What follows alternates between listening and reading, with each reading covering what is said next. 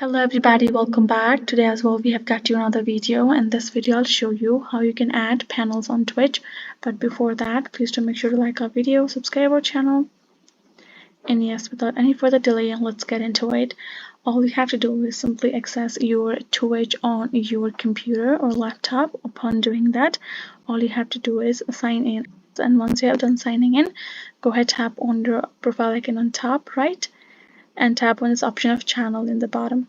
And here in the section you will get the description regarding your account and channel. You have to simply scroll a bit and go ahead, tap on this about option, and now again scroll down and tap on this edit panel. And now if you scroll, you will be able to find this plus button right over here. You have to simply tap on it and now choose this option of add a text or image panel. Now you will be able to simply enter a panel title for you, right? Or you can simply also choose to tap on this add image, and you can simply choose a file or drag it here by going to your computer's file section, choosing any that you like.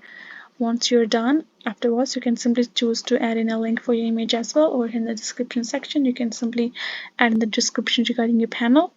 Once you're done, tap on this submit option and your panel will be submitted and you're good to go. Make sure to enter all of the information as it asks, and you can add as many panels as you want by tapping on this plus.